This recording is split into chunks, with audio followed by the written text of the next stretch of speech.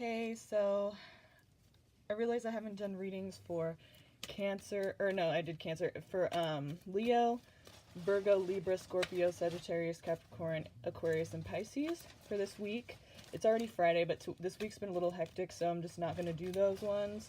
I may do a weekend reading for the rest of the signs I haven't done, but I think I'm probably just going to go on to the next week. Sorry, guys.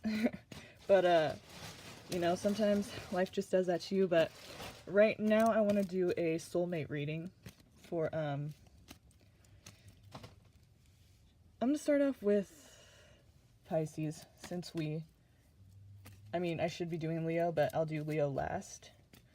But, so I'm just going to go backwards. Or I'll do, obviously Aries last, but anyway.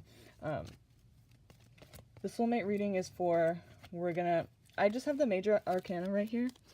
And, I'm going to use that because they're, you know, usually trying to describe a person in your life. So that's suitable for this reading. And, so I'm just going to keep shuffling them for you guys. And this reading is kind of weird. People are like, oh, you know, some people think you only have one soulmate in your lifetime. Some people say you have, like, many. And sometimes you won't meet them, and sometimes you will, and sometimes they're already in your life, and blah, blah, blah. So this one's just going to be the one that comes out, the one that intuitively I can feel and sense, and whichever one that is. I might be able to tell you, you know, actually, no. I'm not going to be able to do that for this one. It's just going to be the characteristics of the person. So maybe you can, you know, if they're already in your life or not. But just based on, like, the characteristics. Oops. But maybe you don't, so you might not know, like, when you'll meet this person. You might not ever meet this person, but this is just a soulmate reading for whichever soulmate, whichever you believe. I believe that there's probably many of them as well. So I can't tell you which one this one will be, but if you want an in-depth reading about that, then you can order one, and the details are in the description. So this is just brief for Pisces, soulmate. Whichever one's going to come out, hopefully the most, you know, the one that you're going to meet, the one that's current, the one that you're going to meet soon. Let's see, what are they like? The Hermit. Okay, so for Pisces, that's actually a pretty good thing because you kind of need somebody who's, it could be a Virgo, which is your opposite sign, but also it could just be somebody who's very, you know, they're conscious of themselves, they're aware, and they do a lot of, like, thinking in their mind, like introspection and trying to figure out what's going on, how to make the best move in their life. And, you know, they're thinkers. They want to think about what they're doing before they do it. So a careful person, you know, a person who's just, you know, not reckless, which is a really good thing for Pisces, to be with someone who's not reckless, because that could make them reckless. But so yeah, I would say this person's either a Virgo or just someone who's a cautious person, who's considerate, and they're thinking about their actions before they're acting on them, on their impulses. And so a mature, cautious person.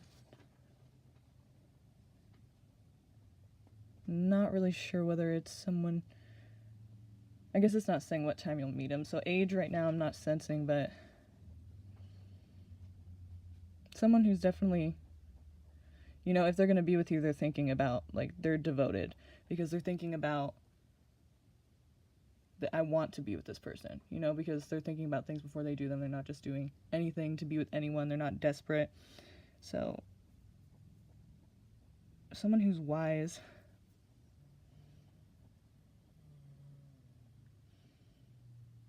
Someone who's going to enlighten you in many ways.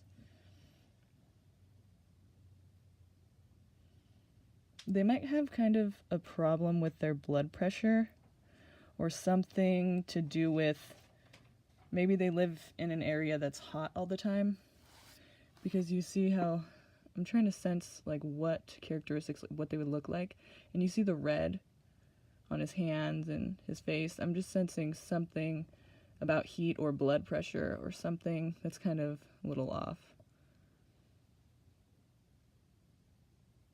Maybe he lives somewhere that's cold and that's why he's red, because look, there's, you know, it's icy here too.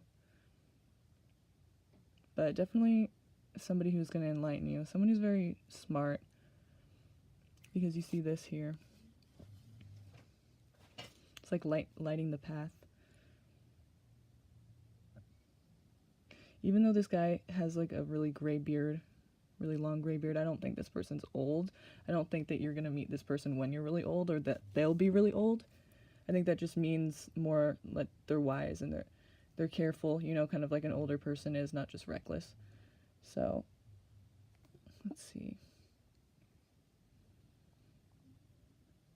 Someone who's more passive than aggressive. I think than assertive. With his head down, you know, I don't see it being somebody who's like gonna hurt you ever, or like, well, I can't say ever, but you know, someone who's more like, okay, sweetie, kind of thing, you know. Just like, not necessarily a gentleman, that's not the right word, but someone who's just, you know, they respect women in the way, like, they'll let you call the shots most of the time, you know, not like they're a pushover, but they're just like, they're easygoing. But they know what they want too. So that's another reason why they're not just going to get with you for no reason. It's going to be for a reason. They're very aware of what they're doing. All right. That's it for you guys. Hope you enjoyed it.